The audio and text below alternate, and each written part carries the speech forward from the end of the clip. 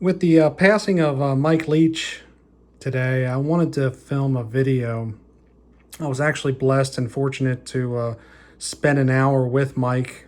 A couple years ago, my friend John, who was in the radio show business and actually moved to Colorado over a year ago, invited me on my day off to come in and spend an hour with Mike. And it was an unforgettable hour that I got to spend with Mike. He didn't want to talk about sports, and I don't think for that whole hour we talked about sports outside of the radio work that he was doing.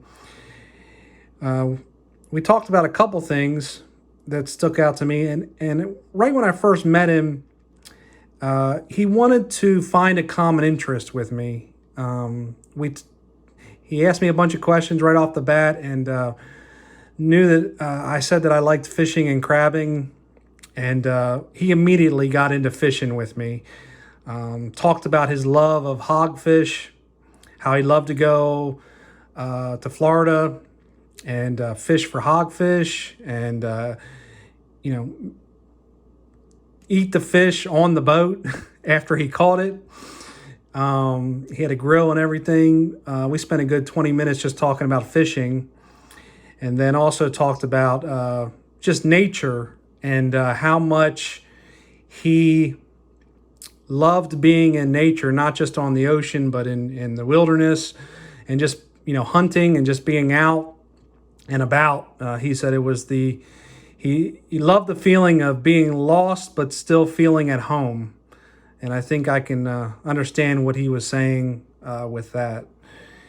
And then he got on a long tangent with me about Jimmy Buffett. Jimmy Buffett was his favorite singer, and he wanted to make sure that I listened to changes in latitudes, changes in attitudes. Jimmy Buffett's song, that was what Mike considered his best Jimmy Buffett song, and how it was relatable to life. How if you lived up north, your attitude was different. If you lived down south, your attitude was different. So he really loved that song and what it meant to him. This piece right here is kind of really unique and special to me, and I've kept it. He brought this with him because he knew I was going to come, and he would have signed like 100 of these if I had asked. I only got one, and I actually asked him to put my name on it, and he said, "Nah, I'm not going to do that, because what if someday you want to sell this?" And that made me laugh a lot. So I really have this cool 8x10 that Mike Leach signed in person for me, of him with the bulldog, that he brought that day, that I was going to be there because John had told him that I was going to be there, and really made me feel like I was just another person, a friend. And if I had that interaction with him, I can't imagine how many countless people who interacted with him had that feeling of, just being a friend, or just wanting to get to know somebody. I walked away from that hour with one lesson that I felt like he taught me that I already knew, but he reinforced it. And that was, try to find commonalities with people rather than focus on the things that divide us. He was like I said, from the beginning of our conversation, he was trying to find something that we had in common other than sports.